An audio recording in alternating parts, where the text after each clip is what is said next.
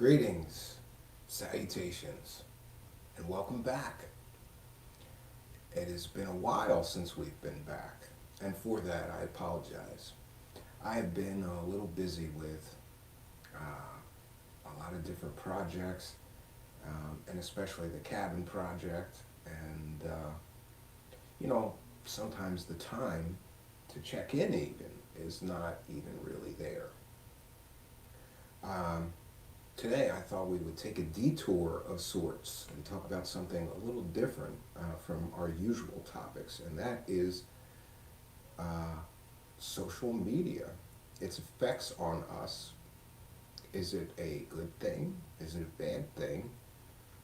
Or is it simply a tool? And like many tools, whether it's good or bad, will be determined by how you use that tool. I think the tool analogy is important. Uh, for example, if I have an axe, I can chop wood with that axe and heat my home. It's a tool that can benefit myself and my family.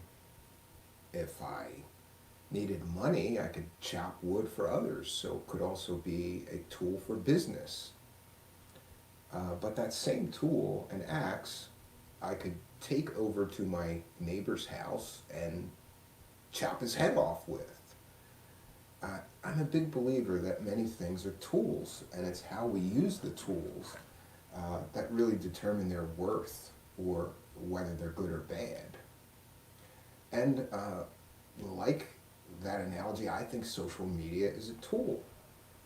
Throughout my life, social media from its very beginnings, MySpace, I remember being really big to promote that rock band I was in.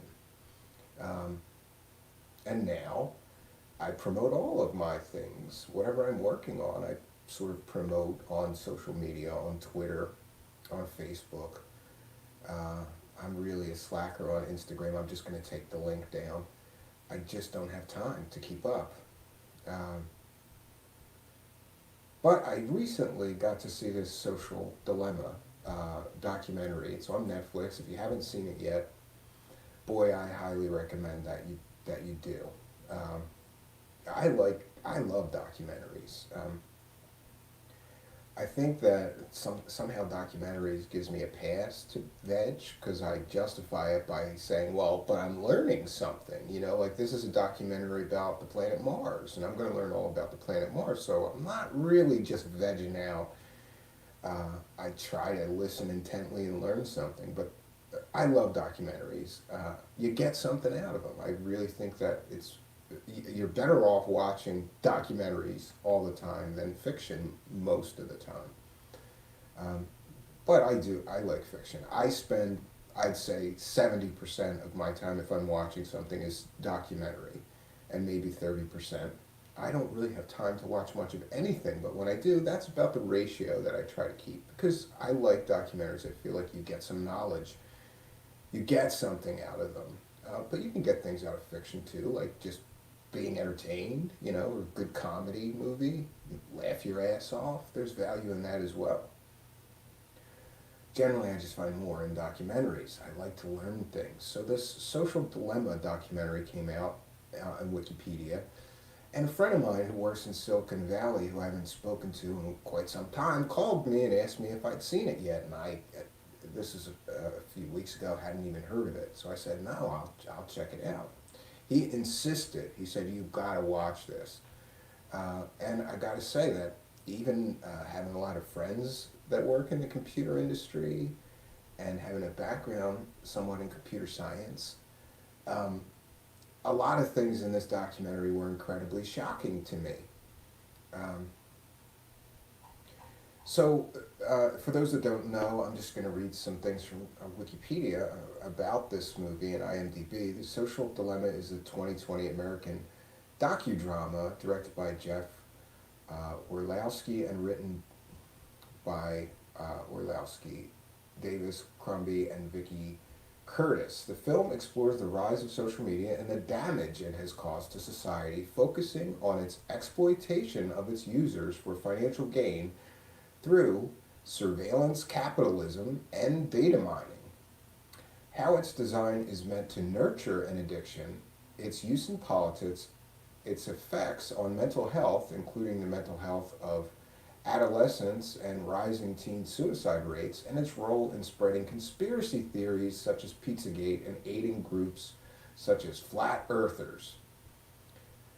The film features interviews with former Google design ethicist and Center for Humane Technology co-founder Tristan Harris, his fellow Center for Humane Technology co-founder Asa Raskin, Asana, co-founder and Facebook like button co-creator Justin Rosenstein, Harvard University professor Shohana Zuboff, former Pinterest president Tim Kendall, AI Now Director of Policy Research Rashida Richardson, younger Director of Research Renee Hayward, and Vincent Kartheiser, which tell the story of a teenager's social media addiction. Yeah, so they have some sort of recreation in this too, which I think was really well done and explained very well about just how these social media companies are able to keep you engaged, to push your buttons, to get you to pay attention to them.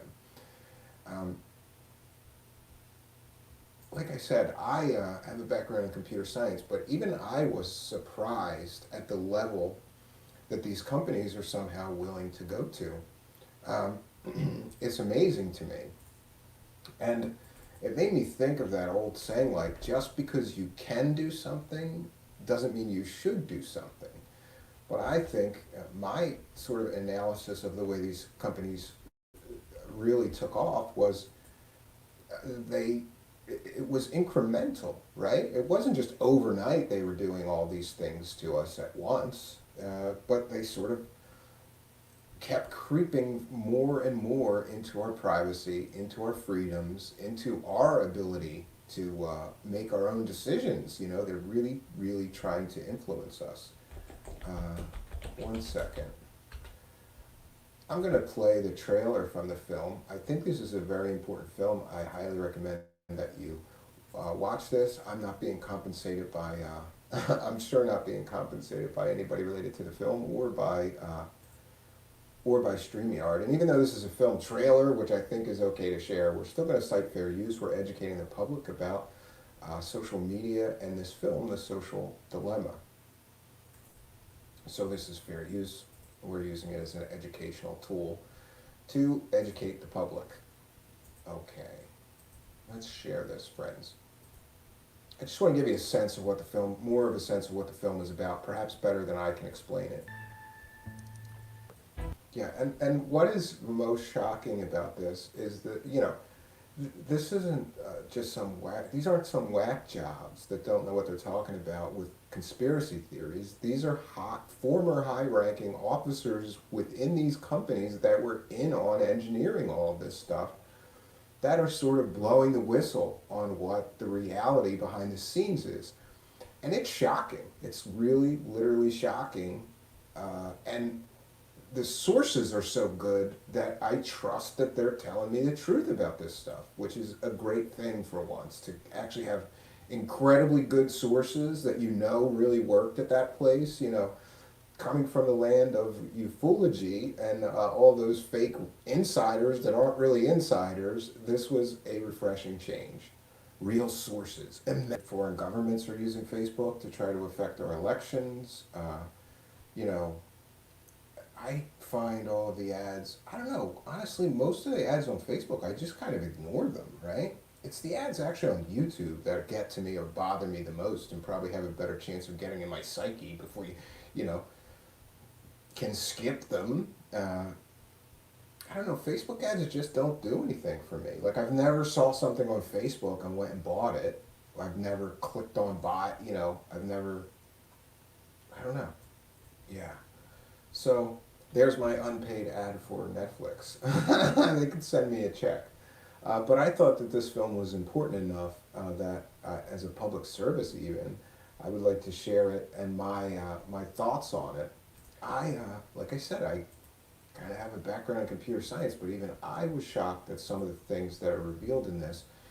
and just how much data that they collect. I was not aware that they actually track every photo. Facebook tracks every photo you look at, how long you look at it. And there's a great quote by one of those gentlemen in the film that Facebook knows when you're looking at like pictures of an old girlfriend. That's crazy. How would they know that? But I guess through collecting all the data they would, right? So, uh, there was a time when the internet was still young, when I was very big proponent of internet privacy, and that is that no one besides me should be able to know what I'm looking at on the internet or what I'm downloading on the internet or whatever. Um, but as time goes on, I guess my principles eroded somewhat. Like most people, these services offer an enticing reward for their use. For me, in MySpace, it was just keeping up with all my friends, right? Yeah, remember MySpace? uh, Later, I suppose, at first I was totally against using Google, knowing that they tracked things and were trying to control everything. I was not a supporter of Google early on at all. And I'd probably say I'm still not much of a Google supporter. I think they have way too much power. Um, but again, the convenience of having that email, and I caved again. And then Facebook. Well, all my friends from MySpace are leaving MySpace in droves for this new thing called Facebook. Do I really want to sign up for something new? Not really, and I try to hold on to MySpace. I was not an early Facebook adopter, but eventually, yeah, let's sign up there. Um, I have to say that Facebook was good for reconnecting with old friends that you had not seen in a long time, and like, even old friends from like high school or grade school even. There were a few people that found me uh, on Facebook, or I found them, and it was fun to like catch up with them and see what they've been up to. So yeah, there was some benefit for me for Facebook for some period, but I just lately I don't really, and I guess keeping up with friends and family, right? But it's almost like you have to have a Facebook because you're, you know, like my wife will say to me, I took a bunch of pictures of the kids today and I put them on Facebook. So of course I need Facebook to look at them. Or whatever relative may tell you that they put pictures up or that they, well, I don't even have to tell you, but you know what I mean. Like you kind of need it just to keep up with friends and family, see what people are up to, what people are doing. But the level of manipulation that these companies are using and the psychology they're using against us, all these AI algorithms against you, uh, are you going to be, are you going to win and somehow not be manipulated by all these advanced algorithms that keep learning about you through your searches, through your online purchases, through your email conversations, through your private messages?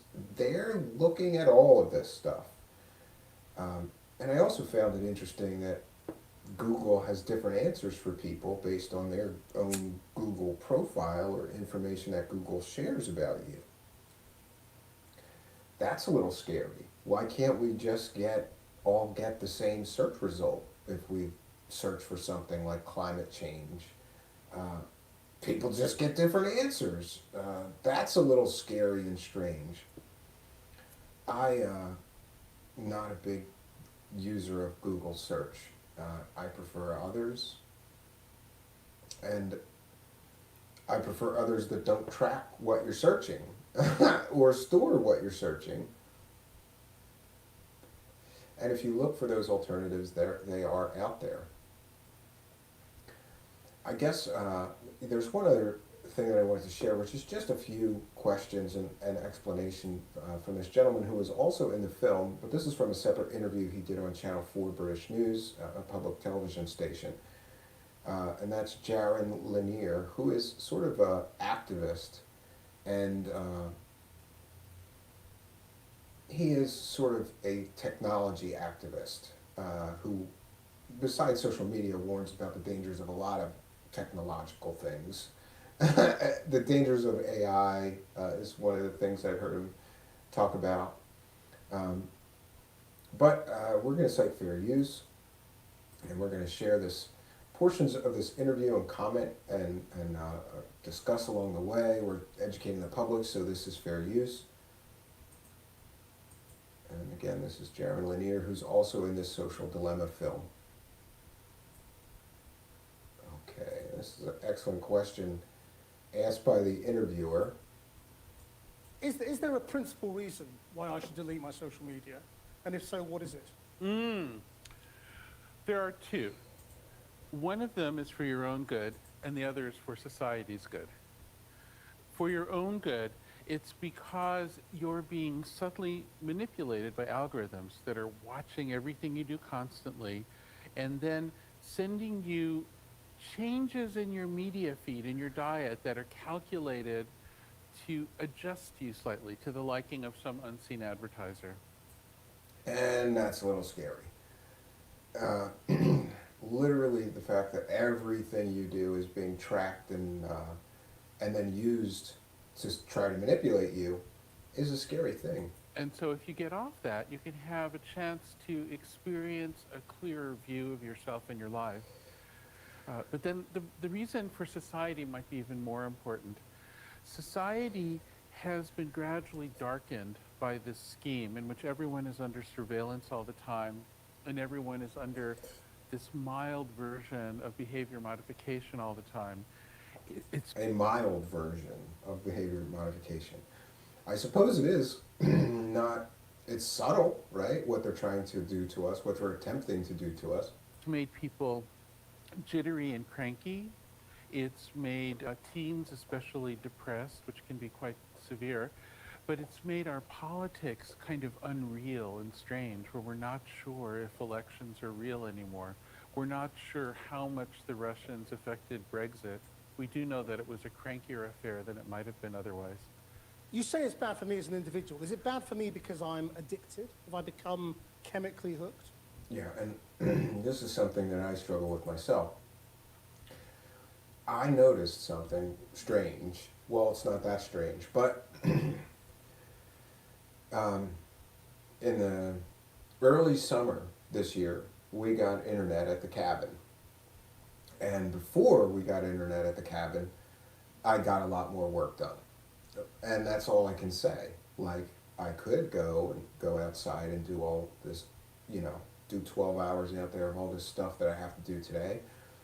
Or I can waste some time on the internet and procrastinate a lot, and I can procrastinate 2 or 3 hours away sometimes before I get out there and do what I'm supposed to be doing.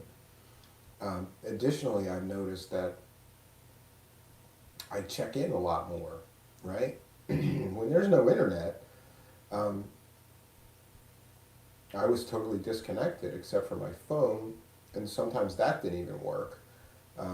But generally, I would just check to make sure I didn't have any texts or messages from my wife, like once or twice a day, and that would be it for my for my online time, I suppose, or phone time, right? But once the internet was there, I was checking, I don't know, 10 times a day, Let me see if I got any Facebook messages. Let me see if I got any Twitter messages. Let me see if there's any comments on my YouTube videos that I should reply to. And this stuff just sort of drains away at your time. Do I regret getting internet at the cabin? I don't know. I'm still on the fence. What I will say is that I'm becoming aware of where I failed with having the internet at the cabin. The reason I like it is to be able to do shows from the cabin. I really like to be able to do a show right from the cabin. It's fun, and it's sort of nice because I'm there by myself and there's no kid noise or anybody stopping me. I can stream whenever I want to. But the downside, of course, is that I'm wasting time there on the internet that could be better spent. So I'm going to work on that. You have, The founders of the great Silicon Valley spying empires like Facebook have publicly declared that they intentionally included addictive schemes in their designs. Yeah, so I'm sorry, the reporter asked him if, you know, it's addictive. And I believe that social media is absolutely addictive. Now, we have to say, this is what I would call almost a stealthy addiction. It's a statistical addiction. What it says is we will get the broad population to use the services a lot. We'll get them hooked through a scheme of rewards and punishment. And the rewards are when you're retweeted. The punishment is when you're treated badly by others online. And then within that, we'll very gradually start to leverage that to change them. So it's this very kind of stealthy manipulation of the population. So it's not as dramatic as a heroin addict or a gambling addict, but it is the same principle. I almost would disagree with him, because if you've ever known somebody that was really, really, really addicted to their phone, I think that's just as bad as, it's just as detrimental maybe as a drug addiction, but or just as powerful to some people. Some people are naturally more, I suppose, just have more addictive personalities. I used to know a friend that like never put it down. He never put the phone down. Didn't matter what you were doing, didn't matter where you were. He could be at a football game that he paid, you know, like $75 for a ticket to go to the football game, and he's staring at his phone, you know, back and forth between the football game and his phone. He could be at a concert that he paid good money for, same thing, you know, and it just gets annoying being around somebody like that. But who's doing the manipulating? I mean, there isn't some master sort of Wizard of Oz sitting behind a screen, is there? Well, this is the peculiarity of the situation. The people who run the tech companies like Google and Facebook are not doing the manipulating. They're doing the addicting.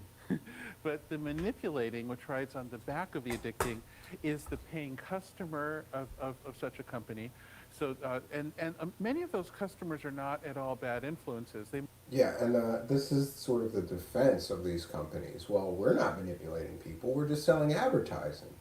But I agree that this form of advertising is not like television ads or billboards. It's much more manipulative, it's much more targeted, it's much more just slimy, really. Like, and we've all had that experience where like we Googled, you know, let's say one time I was Googling kayaks, looking at maybe a kayak or a canoe for the cabin, and for the next month, all I saw on the internet were ads for kayaks and canoes, you know? might simply be trying to promote their cars or their perfumes or whatever. And indeed, I have sympathy for them because they're concerned that if they don't put money into the system, nobody will know about them anymore. How is it different to just television advertising or billboard so here's a good advertising or question. anything else? The difference is the constant feedback loop. So when you watch the television isn't watching you. When you see the billboard isn't seeing you. And vast numbers of people see the same thing on television and see the same billboard. When you use these new designs, social media, search, YouTube, when you see these things, you're being observed constantly, and algorithms are taking that information and changing what you see next. And they're searching and searching and searching, and they're just blind robots. There's no evil genius here until they find those patterns, those little tricks that get you and make you change your behavior. Yeah, so this is definitely not the same form of advertising as the old days, you know, magazine, print ads in newspapers, billboards, television ads. We'd all see the same ads. This is much more targeted. In terms of society, I mean, you threw in this, you know, it's making people depressed. But is there any actual evidence for that? Yeah, unfortunately, there's a vast amount of evidence. There have been dozens of studies at this point, including studies released by Facebook scientists. So this is something we can call a consensus. And when Facebook releases such things, they say, oh, but we do all these good things too that balance it. But there's Yeah, I find it interesting that even Facebook scientists have to publicly admit that it causes depression and anxiety in many people. the general acknowledgement that depression correlates. The scariest example is a correlation between rises in teen suicide and the rise in use of social media. And so, yes, unfortunately, this is real. But are you sure you can blame it on social media? Or is it not just those two things may have happened at the same time for other reasons? Well, here's a distinction we have to make. It's very similar to the problem of global climate. We say statistically over the whole population, yes, the correlation is real. In any particular person, of course, we can't. Just as we can't blame any particular storm on global warming. But it's causality, isn't it? Yeah. I mean, it is causality, and this is something that's very well demonstrated. Yeah, and the most famous link is between the rates of teenage suicide or suicide attempts and the rise of social media. We can see statistical evidence that the more people started using social media, the higher the rates of suicides or attempted suicides or suicides and attempted suicides in young preteens and teens rose dramatically. So when the company's own scientists are publishing on this topic and come to the same agreement, I think it's time to say this is real. Why have you sort of turned on your own kind, if you like?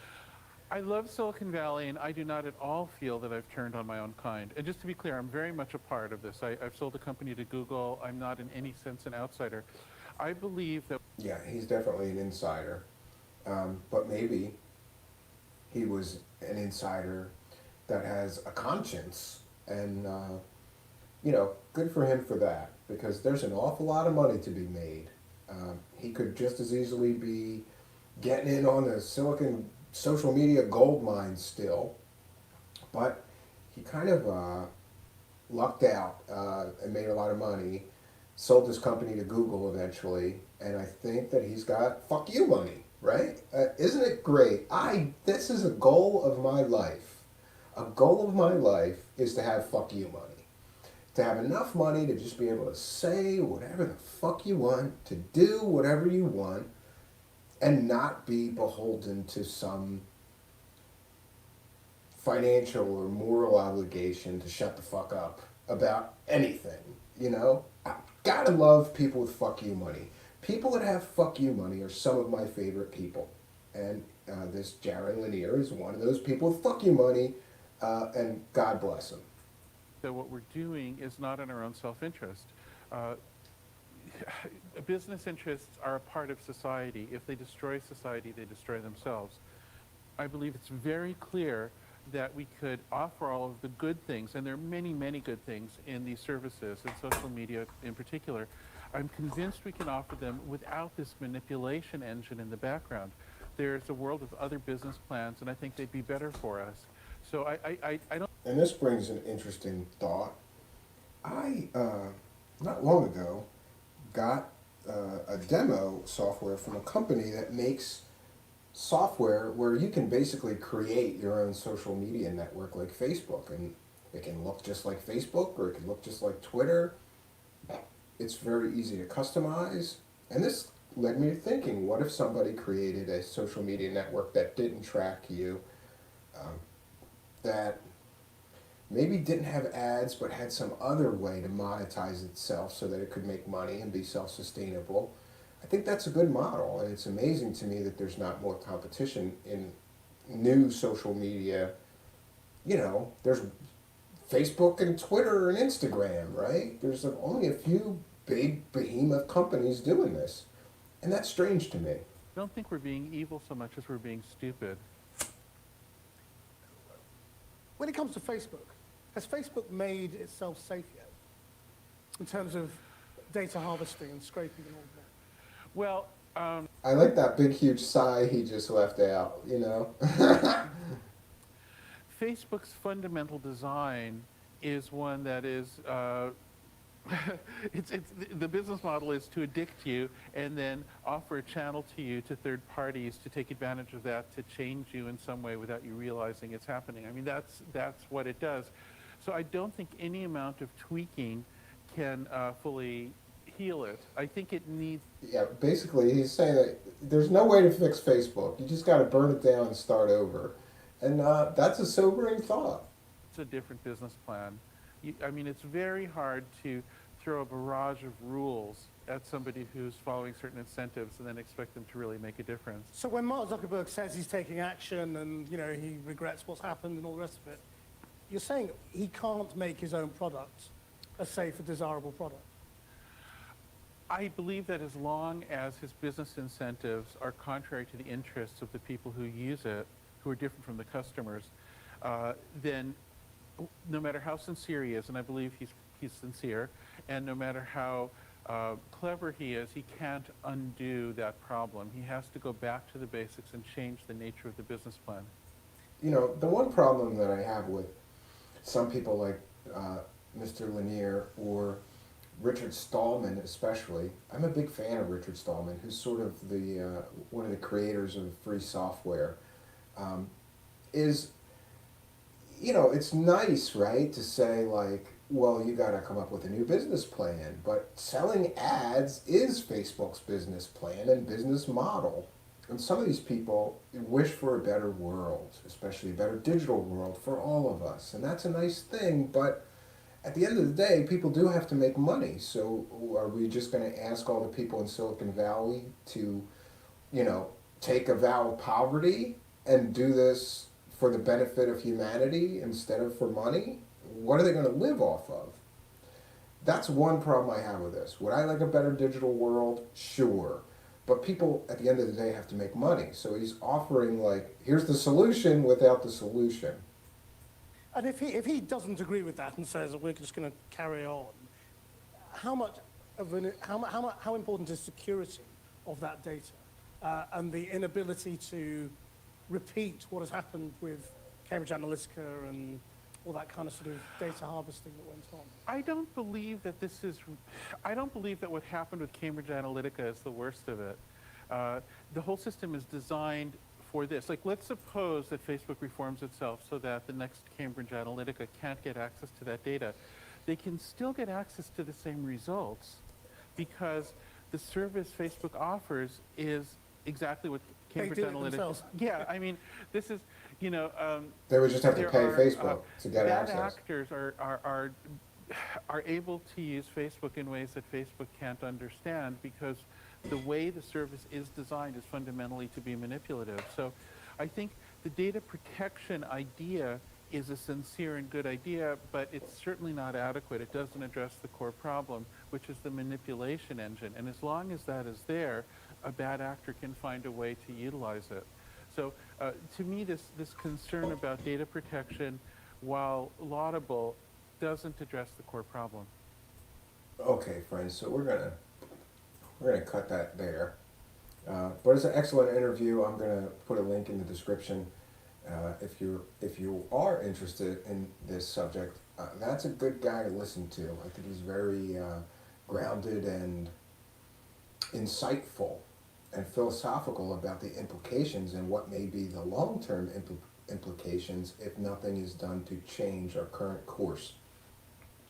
So I had some notes here. Yeah, so one of my notes is, how do you cure this mind virus? I'm not sure. I've given some thought to this. How do you cure the mind virus that social media can create? Or how do you rid yourself of the mind virus? The first option that no one wants to hear is to just delete all your social media accounts.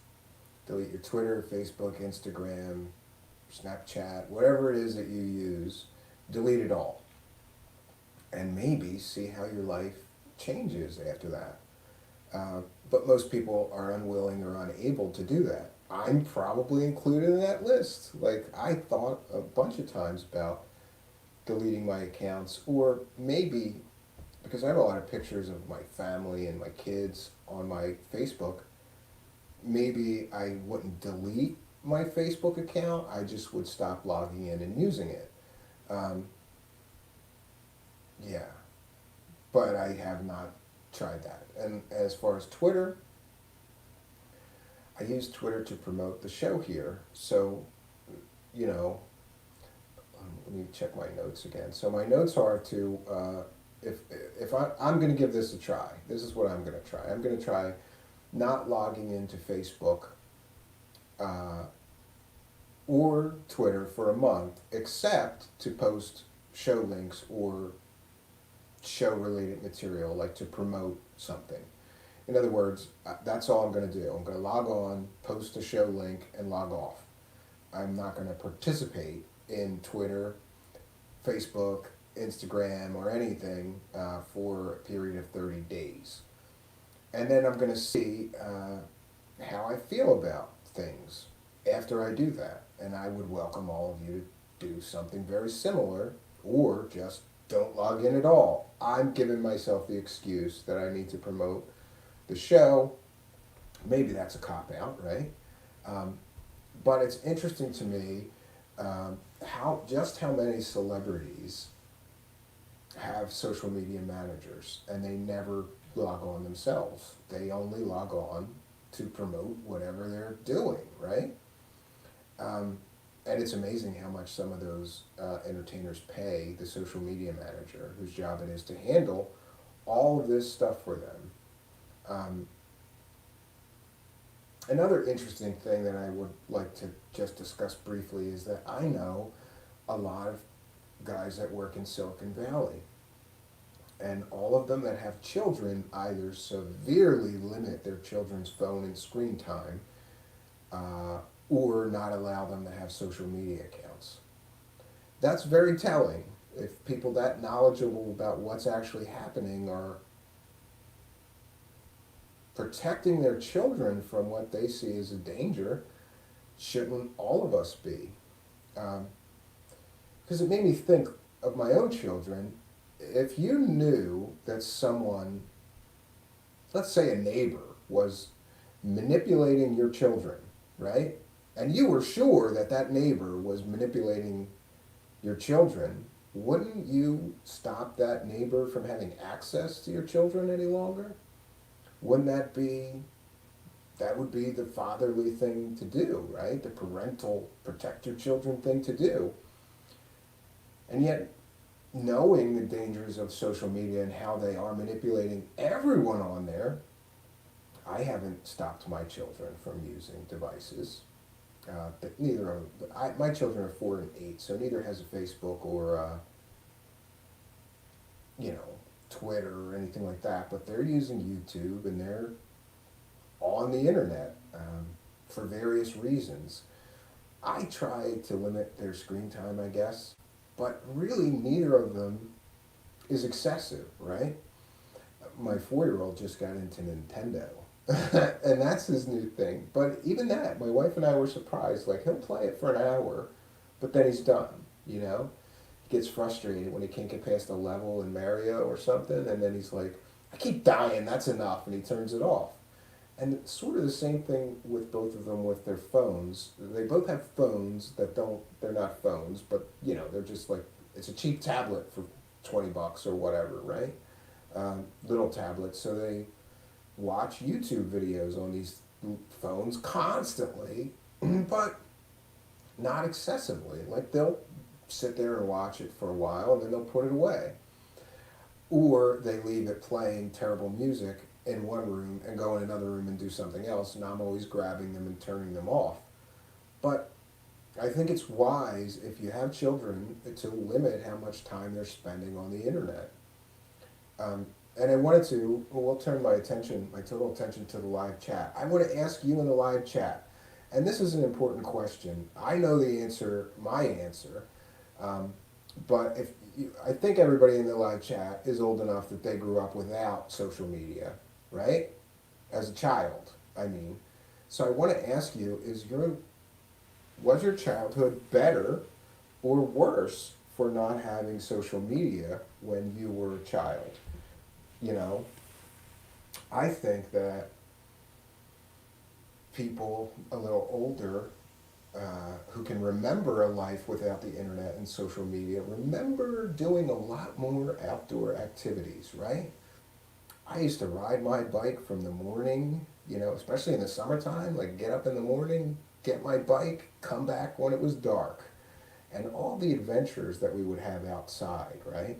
the people we would meet, the things we would do, the kids we would hang out with. We're going to go over here and play wiffle ball, or we're going to go play handball over there, or we'd meet up at a park and do something.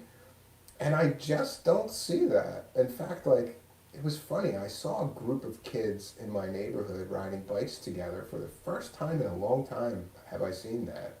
And I thought, that's what kids should be doing, right? Not sitting in front of a screen for 12 hours a day, but many children do.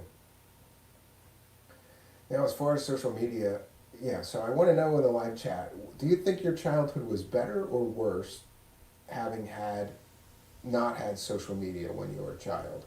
That's my question to you. Normally I take questions, but for once, I'm asking the questions and I'd like you to answer. And Out of Mind is here. Better from my view. I cringe when I see 2 or 3-year-old grandkids on mommy's phone, tranced out. Yeah, it's a strange thing to older, even to me, It's a strange thing to see that. Melissa, I was born in 1996, but thanks for the assumption. Yeah, so I guess, Melissa, actually, you have had social media and internet your entire life, right? You don't remember a time before the internet. Yeah, Jeanette Krasenko, stay outside, catch lightning bugs, daily bike rides. Yeah, I loved stuff like that. And, but then part of me thinks, like, am I just becoming a grumpy old man who's like, these kids today, like, is that where I'm at in my life, that I've become my dad? Like, these kids today, you don't know. My dad used to be like that. He used to tell stories about walking in the snow to school 5 miles and shit, and his dad wouldn't give him any money for the bus. I guess I'm turning into my father now. Like, I'm like, these damn kids and their phones. But really, I mean, go to any public event where there's a lot of children, and it's amazing to me how young some of these kids are on their phones, like my kids have phones, but they don't work outside. You know what I mean? They're really just cheap tablets for in-house use. But to see kids in a park, like, I saw a woman in a park with her children not long ago, and one of her children was on the swings, in the swing set, but the other 2, or I think she might have had 3 other children were just sitting on a bench on their phones. And the mom was okay with this. Like, you just brought your children to the playground so they could stare at their phone while this only one of them plays? It's kind of weird. But this is the world that we live in now. So connected. I mentioned the cabin. I got to do that there too. I have to sort of discipline myself to use it for its intended purpose, which is to do shows from the cabin, not to... Or, sometimes it rains and I'll just watch a documentary on YouTube or Netflix. That's a good thing to have. But the other thing I noticed is I guess I'm watching more stuff now than I did. Before, I used to take stuff on a thumb drive. So I would have, like, a folder with 4 or 5 movies in a thumb drive. And that kind of I liked better maybe, because I would think about, what do I want to watch if I have time to watch something at the cabin. And it was less mindless stuff that I find myself watching now. The internet's there. It's infected the cabin. It's always on. So sure, I'm going to partake in some of the goodies while I'm supposed to be working on the cabin. The only plus side I've seen, besides being able to do a show from the cabin and being able to watch something if it rains or whatever, is the fact that music. I only had a radio at the cabin before the internet, and the radio, it's weird at the cabin as far as radio goes. The rock radio stations will come in, but they're very weak, so I find myself like, trying to put this little boom box wherever I can to get the, thing to not be all staticky. And it's funny, though, the country stations, strong as hell. If I was a country music fan, I'd have no problem with the radio, but the rock stations are weak as shit. And I'm always like, God damn it, like, moving the radio. So now, though, with the internet, I have access to, anything that I want to listen to. That's nice. I like one positive benefit that I really like about the internet is the ability to literally listen to anything you want or watch anything you want. If you look enough, you'll find it. Um, I love being able to stream anything that I want music wise, anything I think of. Like, I remember an album that I really enjoyed. One night it was like raining, and I listened to The Cure's Disintegration in full one night at the cabin when it was raining, and it was nice. Like, I had a fire going, listening to a great old album that I used to love. That's what I like the internet for, the ability to just have anything you want at your fingertips. But this social media stuff is scary to me. And I also, why I'm going to take a break is not is mostly due to thinking about these things after this documentary again. Um, Honestly, I've been thinking about this stuff a lot because of the cabin and the internet, even before watching this documentary. But this documentary cemented it for me. It made me go, I'm going to take some time off there and see if I, feel less anxiety, feel less manipulated, right? The fact that I know 100% for certain now that every time I log into social media, there's some algorithm trying to manipulate me, makes me want to not be there, right? Like, if somebody was subtly abusing you, and it was subtle, it wasn't like they were walking up to you and punching you in the face, they were just subtly abusing you ever so slightly every time you were near them, wouldn't you stop being near them? This is the question that I'm asking myself. If I know I'm being abused, if I know I'm being manipulated, if I know that these companies have these nefarious agenda and they're collecting everything that I do. And here's another thing, the EULA. That's that thing, that box you have to click when you sign up for all this shit. They all have that 10-page thing. Nobody reads any of it. So they spell it out for you. We can read your messages, we can read your emails, we can track what you watch, we can track what you click on, we can use that data to target ads to you and sell to our advertising friends at a much higher success rate thanks to our AI algorithms that are watching every single thing you do. Yeah, it makes me go, if I know this is the agenda, maybe I should not participate in it at all, or at the very least, if for business reasons I have to participate in it, I should participate in it as little as possible. So what do you guys think? And who feels addicted to social media? Who feels they couldn't delete their accounts? Who feels they could? Who in the live chat thinks that they could shut it all off and be fine? I'll take some comments. Adam Mine says, I go back to a time before FM radio, just AM. How did I even make it? Yeah, that was even shittier, wasn't it? AM radio is always shitty. We have news radio station here. I grew up in Philadelphia. Everybody around here listens to it. It's KYW News Radio, but it's on AM, and I think it's 1060 AM. You could have the best stereo with antennas outside on your roof even, and it still sounds like shit. It's like the AM people just went, look, it sounds like shit, but it's good enough. Genocide, I barely remember AM rock radio. I don't remember AM rock radio at all. When I was growing up, all that was on AM was opera. I don't know why, but there's a lot of opera on AM radio, and news and talk radio stations. But I was a big fan of talk radio stations. It was kind of like Art Bell, but without all the paranormal and strange stuff. They would talk about news, current events, politics, and they were like just local guys. So that gave me a love for radio and talk radio, and maybe it's one of the reasons why I do a show like I do and the radio show I did, because I grew up listening to that stuff. Loved it.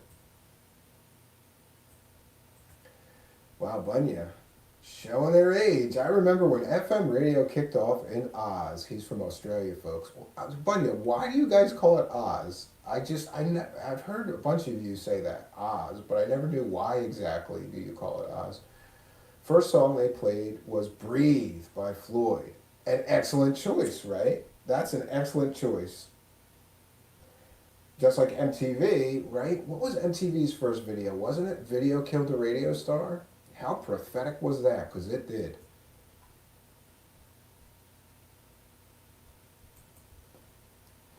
Jeanette Krasenko says families did things together back then. Yeah. I grew up with a father that was always dragging us to do something. He loved, like, weekend activities, right? It didn't matter what it was. Like, he would take us to museums, he would take us camping, he would take us to different campgrounds, Boy Scout stuff. He loved like flea markets, carnivals. We went to all the amusement parks that we could.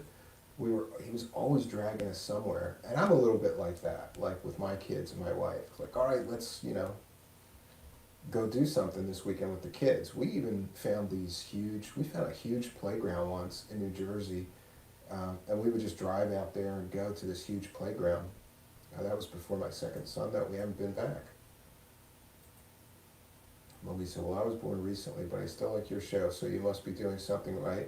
And I don't need old-time ways to enjoy it. Thank you. I appreciate that, Melissa. It's good to hear. It's good to get some positive feedback.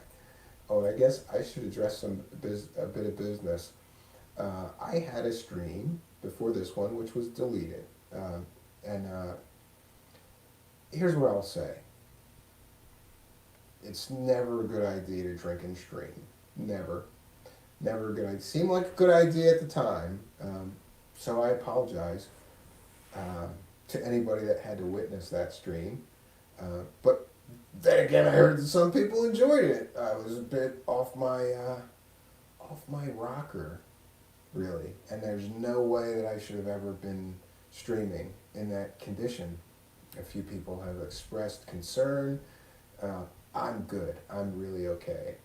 It was a momentary lapse of judgment, and that'll happen to you, right? When you're, I think I drank 10 beers and then decided, you know what, I'm going to get some shit off my chest. And that was not a good idea. It was really not a good idea. I am going to revisit some of the things that got me drunk angry. It takes a lot to get me angry. But some of you know that I'm getting a lot of harassment from a certain UFO cult spokesperson, and even involving my family in sort of, I was about to say veiled threats. I don't even think they're veiled threats. I think they're just threats. And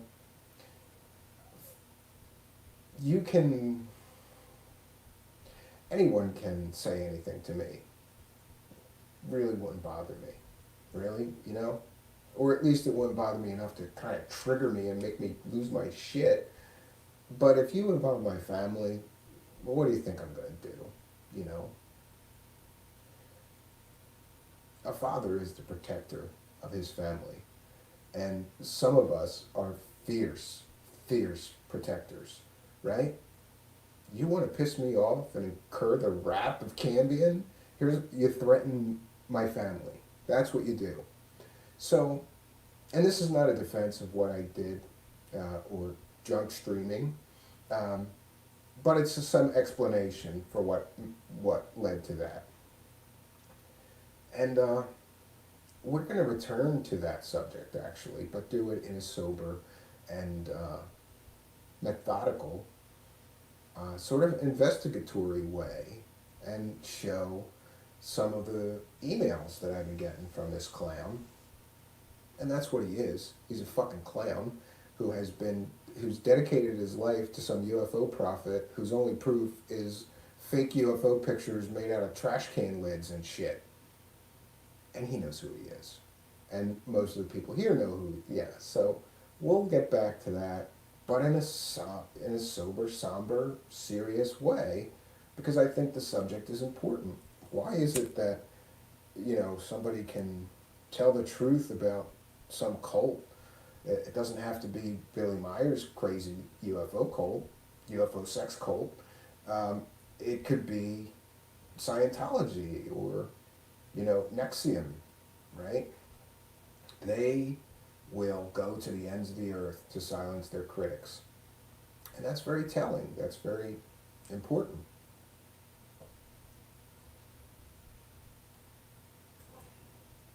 So much drama from a certain guy lately. Yeah, I don't mind. That's another thing. Social media is good for arguing. It's great for arguing with strangers.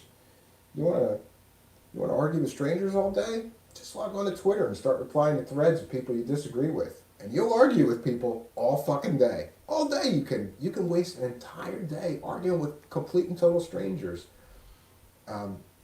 Or people you kind of know. That happens too. As far as that clown out of mind, like, I was going to readdress it on my show, but I feel like this guy's making stupid allegations about something that was a goof. It was a goof, what he's saying, right? What he's talking about, that I'm lying to my listeners. It was, first of all, it was a fucking goof. And then, the Paradise Fires happened, and then I think it was about a year later that I called some dentists from that place. And he's saying, Stephen Cambion's lying to everybody. He couldn't have called these dentists because they all burned down. No, I don't think that's accurate. And number two, I was calling dentist's office having Googled Paradise, California dentists a year or maybe even a year and a half after the Paradise Fires. There's, on Yelp, there's 5 pages of Paradise, California dentists. I just pulled up that list, called a few answered their phone, a few it was receptionist, a few, I believe, may have been answering services. But these dentists are professional people with practices and patients. They're not just going to shut down their phones because their office burned down. They're going to forward the calls. Or they're going to, by a year and a half from the fires, they're going to have a new office location and be answering their phone from there. So, it is what it is. This clown said I lied about it, and it was a goof. It was me calling dentists because, let me see. Excuse me. How do I easily explain this? So the goof was this. David Wilcox said that the Paradise, California fires were not natural. They were caused by directed energy weapons. The government destroyed the town because there was too many tall white aliens living there in Paradise, California. And these tall white aliens had teeth that were different from humans, and the dentists in Paradise, California had to be specially trained to work on those aliens' teeth. So I thought it would be funny. It's a fucking goof. I thought it would be funny. Let's call some of these dentists and find out, did they really get specially trained to work on aliens' teeth, like David Wilcox said? And a few of those people that answered their phone just hung up on me. A few of them was like receptionists or answering service people who said, well, we'll ask the dentist and have somebody call you back. And I got a few phone calls back where, like, we don't really know what you're talking about. Nobody here knows anything about aliens or alien teeth or being trained for that. And that was sufficient to, like, make David Wilcock look like the dumbass that he is, making these stupid claims like dentists being specially trained. So it was a goof. He's saying I'm lying, I couldn't have called them, all their offices burned down. Okay, everybody can do this. Google Paradise, California dentists and call their numbers. Tell me how many of them pick up the phone. They're going to pick up the phone, you dumbass. And why am I even arguing over this stuff? Because, listen, I've already explained that once, what happened in that situation, and this person making ridiculous allegations. And by the way, this person has had major problems with so many different people. All he does is argue with people. All he does is spout venom at people, get nasty, make threats. He made transphobic comments and other really, really ridiculous comments on Twitter recently. Just an asshole. I hope he gets some help for his issues, because he has them. Our pet nutjob is now going back making comments on old videos Nash put up. I finally called him out and he stopped. Oh boy. Oh God, Geoff been raging it. Yeah, he's always angry and nasty and like, and you know what I noticed? He turns on everybody, right? He was very friendly with me. He wanted me to do a story, right, on David Wilcock and the bullshit that he was spewing about the Paradise, California fires. I watched the video where David Wilcock made all these claims and said, yeah, that's ridiculous. All these people had their houses burned down. David Wilcock should leave them alone and not be trying to tie in crazy alien conspiracies. David Wilcock's an asshole. So I did the show, and by the way, when I did that show, he didn't say anything about this, I lied, I couldn't have called dentists. It was later. It was later after I did a show on Sarah Adams, who's another person that he went and complete and total nutso on, you know. I think she had to sick him with lawyer letters and get a restraining order. That's how bad it got. I could be wrong. Pardon me if I'm misspeaking. At the very least, I think that she sent him some kind of letter from a lawyer or told him that she would if he continued in his harassment. He's had problems with C.W. Channer, a few other people. Oh, he went on Points on the Curve. And then as soon as he was done being on that guy's show, he turned on that guy. 180-degree turn, called him a liar, he can't be trusted, this and that. Why did you go on a show? And why didn't you say that stuff when you were on the show? When he was on the show, everything was great. You know? As soon as he's off the guy's show, I think he's got some weird psychological issues where, like, if he doesn't get exactly what he wants out of people, he turns on them. It's happened to me. Like, I didn't cover this Sarah Adams story the way he wanted because he fucking hates her and has some pathological hatred towards her. So he went shit balls nuts at me. He went shit balls nuts at C.W. Channer over something ridiculous like doxing somebody who everybody knew who they were. Somebody went on his show. Everybody knew who their handle in the chat was. C.W. Channer used his real name, and this guy Geoff went nuts. You doxed my friend. And even the person that was on the show was like, no, he didn't. We're good. Me and C.W. Channer are okay. He's still got issues with that guy. So, you know, fuck him. That's what I say. Fuck him. And the fact that, like, I've already been through this shit that he was claiming once. We addressed it on a previous show. So when that Twitter thing was raging, I was trying to find the show where I already covered this, but I couldn't because, you know, my streams are 2 hours long. And by the way, that was part of what this argument was about. He said I lied, and somebody said, do you have a timestamp where he lied or something? I don't know. Somebody was defending me, and God bless him. A few people were defending me, and God bless all of them. You know. But the long and the short of the story was, the whole thing about me calling Dennis was a goof on David Wilcock. He said I lied, I couldn't. Fuck you, I did. Prove me wrong. You can't. You know? And, yeah. So this is a great example of the detriment of social media, too. Like, the last time some Twitter thing erupted about this issue of me calling the dentists, I engaged and said, fuck you, this is what happened. Here's a list of, you know, fuck you. And it was like a 3-day thing to try to get it settled and shut this idiot up and shut him down. And this time, I was at the cabin, I'm busy, I'm working on the cabin. I said, fuck him. I'm not going to say anything. I'll address it quickly on my show. So, for anybody that does want a timestamp, I'll provide one of this whole fucking long explanation of why this guy's an asshole and an idiot. And, yeah, you can timestamp that shit. Geoff, whatever the fuck your name is.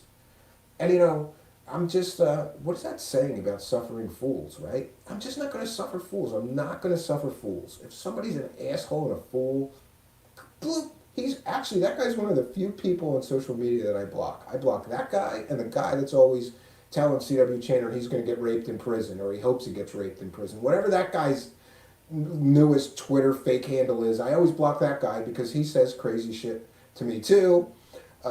Much to his credit, he's never wished I got raped in prison like he does to C.W. Channer, but I sort of just avoid that guy because he says nutty shit to me. So every time he creates a new account, I block that guy. Generally, I don't block anybody, but there's a few people that I just say, I'm just not going to fuck this guy. I'm not going to put up with this shit. You're gone from my existence. You have to, right?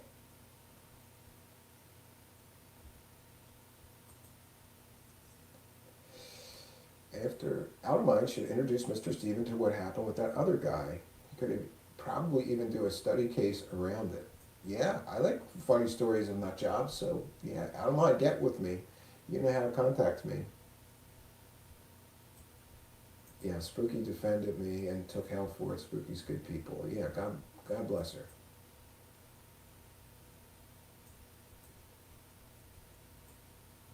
Yeah, so I thought it would be a good idea to talk about this social media stuff, especially like here we're just talking about just recent events. Just this last couple of days, this big Twitter battle royale shit erupted, and I'm at the cabin and I'm trying not to pay attention, but I have to because it's like this asshole's back saying I'm lying again. Like, didn't he already? We already went through this shit. Now I gotta do it again.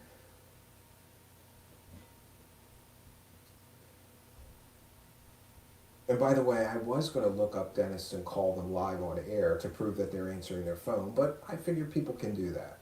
Call 10 of them, tell me how many pick up the phone. I'm going to tell you most of them that you find on Google, if you search for Paradise, California dentists, are going to. Yeah. And that's what he leaves out. He's acting like I called all the dentists the day after the fires. It was a year and a half or something like that after the fires. Ridiculous. Brad Gray is here. Shout out to Brad Gray. Shout out to Jeanette Krasenko. Shout out to Jonaside. I saw Jiggy earlier. Shout out to Jiggy, Out of Mind. Melissa, of course. Bunya. Let's see. Carol Utley is here. Shout out to Carol Utley. Good to see you. Yeah, actually, it's good to see all of you. I missed you guys. I gotta get more disciplined about doing shows from the cabin, and I solved some of the lighting and weird, like the stream looking like shit issues, but I was just beat working on this cabin thing. Yeah. So sometimes it's just, I just don't have the energy for the stream, but I noticed like today's numbers are pretty low, and that happens every time I take a break. It's like everybody forgets about me for a little while and then goes, oh, he's back, but not enough people hear about me doing a new show. So I'm going to try to get better at being more consistent. Let's do 4 of these a week like I originally sort of committed to. These last few weeks failed miserably. I think I did 1 or 2, maybe even 1 for the last few weeks. So any questions or comments from me in a live chat, please put them in all caps. Otherwise, we'll be wrapping things up here shortly. Got a big day ahead of me, taking care of my 2 boys. My wife is going into the office, and today was a fun day for me. I went and got a huge load of firewood that's still in my car, my van, so I have to unload that before I can load up to go to the cabin tomorrow. And yeah, I'm going to be going to the cabin. Jonaside, you finished the sunroom yet? If not, how close are you? I got, I don't know, I couldn't tell you.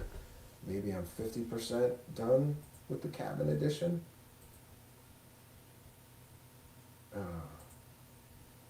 Let's see. Let me get to my Twitter and see if I can find the pics. I just posted some pictures. Oh yeah, I can. There we go. Alright, I'm going to share screen here. Let's see. I'm just going to share my Twitter so you can see. Oh. That's not let me do that. Why not? Ugh.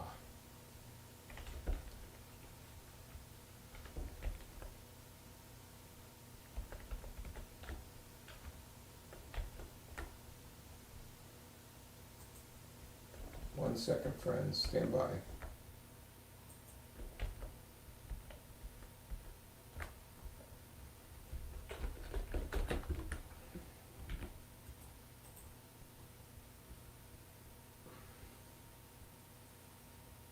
Oh, that's weird.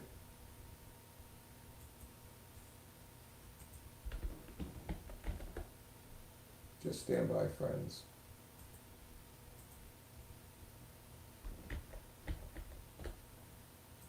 It's like the browser crashed. Let's see if we can get another one.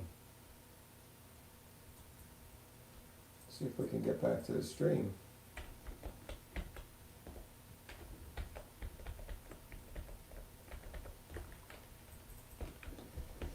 Everything was going well.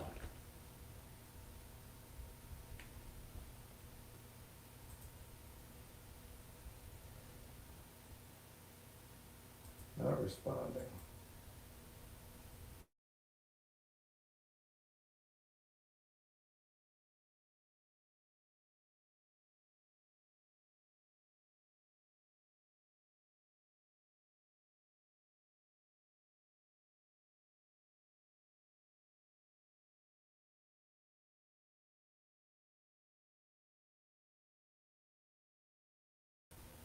There we go. 1 second. Okay. I gotta stop the share. There's 3 of me here. There we go. I'm going to split screen with myself. I'm sorry about that. Okay, so how close am I? I have some pictures on my Twitter. I just tried to share them and everything went haywire, so I apologize. I'm about halfway there. I got to put the roof on it, but first I have to make 12 roof beams out of trees, so that's going to take all weekend, this coming weekend, I think.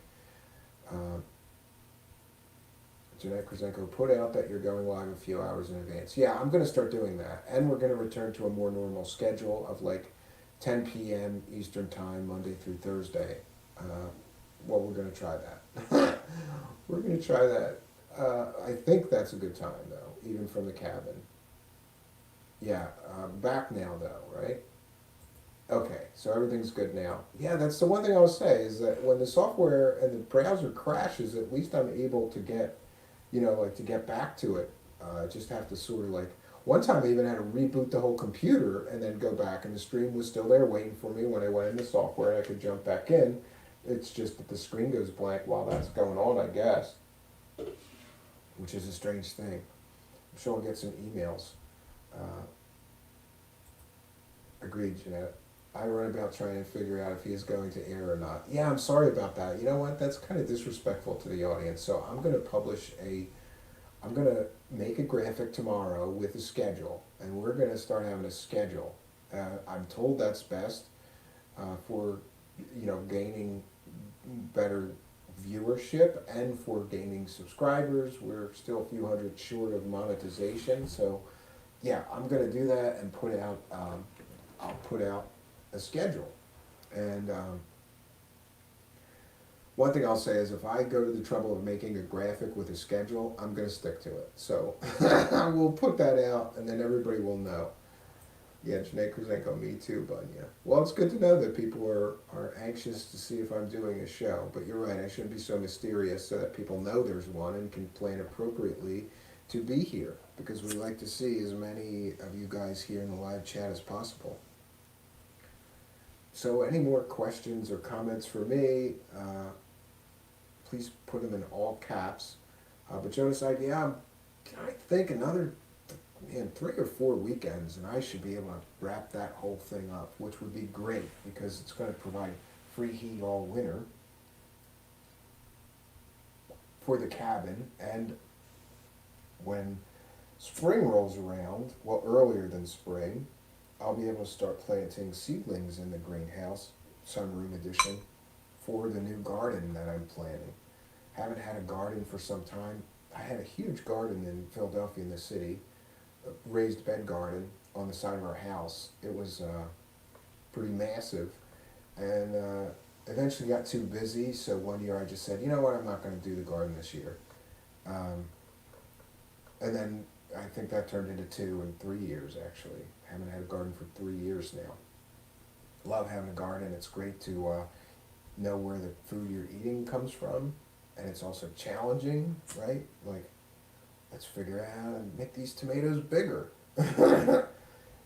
Better soil. And I also like just being outside a lot more. When you have a garden, you got to go out there and work on it, so you spend a lot of time outside.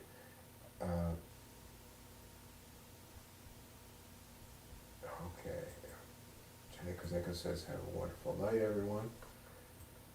Yeah, so we're going to wrap things up here. I want you guys to keep in touch with me if you are going to attempt something like I'm attempting, which is to not use social media except if you absolutely have to. Like, take a month off. See what it does for you. See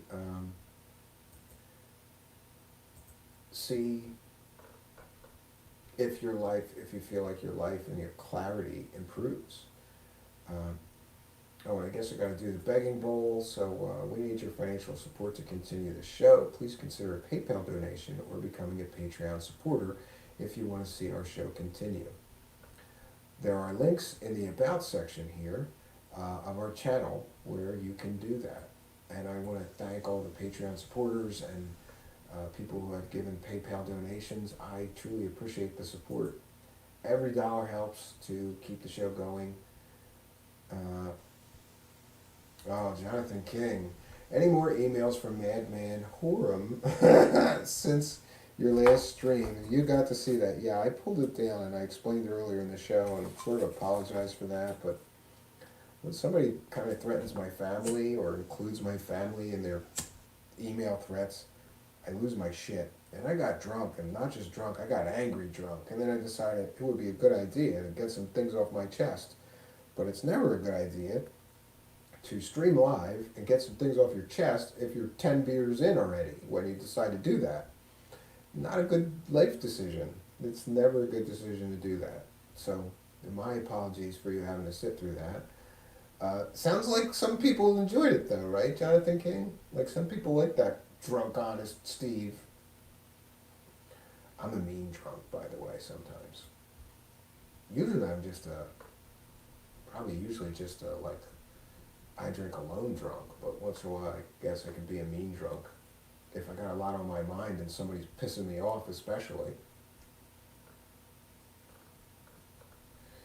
But I learned a lesson, and I'm literally gonna make a sign that says "Don't drunk stream" and put it on the wall right in front of me. I guess we all have to learn that lesson. I've heard a few other show hosts talk about. Of course, those show hosts are in recovery, and I'm not yet. I've heard a few other show hosts talk about drinking and streaming, and some of them really regretted it, and some of them were like, yeah, that was crazy that I did that. Yeah, it was crazy that I did that. Genocide, great show, Stephen. Thank you. Jonathan King, I do not think you did any wrong. Yeah, but you know what? I was going to leave it up. I left it up for a couple days, and then I sort of listened to part of it, and I was like really drunk, like slurring and yelling and cursing and shit, and that's really not the face of the show that I want to be pushing forward. Especially, like, imagine if you're new to the channel and that was the first thing that you saw, this guy getting drunk, screaming and yelling and cursing. I don't know, maybe some people like that, I don't know.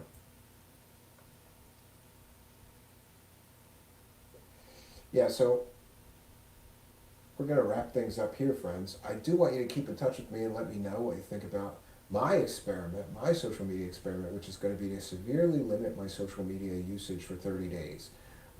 But I'm giving myself till next week to start that, so way to cop out, right, Steve?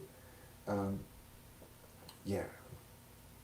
Soaking in every bit of social media manipulated goodness I can get until the end of the weekend, this coming weekend, and then I'm going to try 30 days. Oh, Genocide, I don't drink vodka often for a reason. You know what, Genocide, I have a great joke. I'm allergic to vodka. Do you know why I'm allergic to vodka, Genocide? Because every time I drink it, it makes me break out in handcuffs. Vodka is knockout juice. It is like, you want to have an alcoholic blackout. I'm Polish, so we love our vodka. You want to have a fucking alcoholic blackout, see what it's like to be a real fucking blackout drunk? Don't remember shit, alcoholic.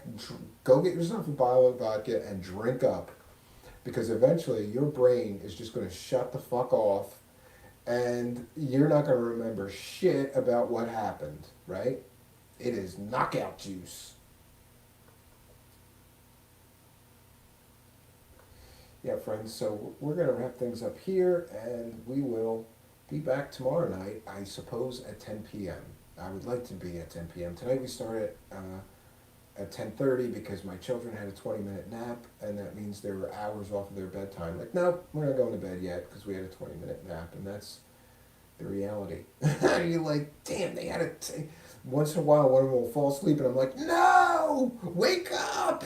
Because that 10 or 20-minute nap, and that means you're going to be up for 5 hours extra or somehow.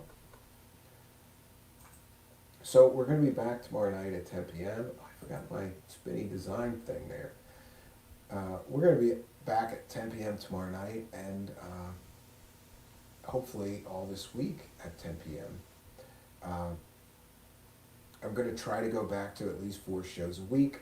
The one good thing I'll say about taking a break from the show for 5 days at a time is that I start making these folders with show ideas and material for future shows. That's going really well. So I think we've got a lot in the pipeline. I've got plenty of shows if I have the time and the energy and the dedication to do it. I've got to come here and water this garden. We need to make the garden grow.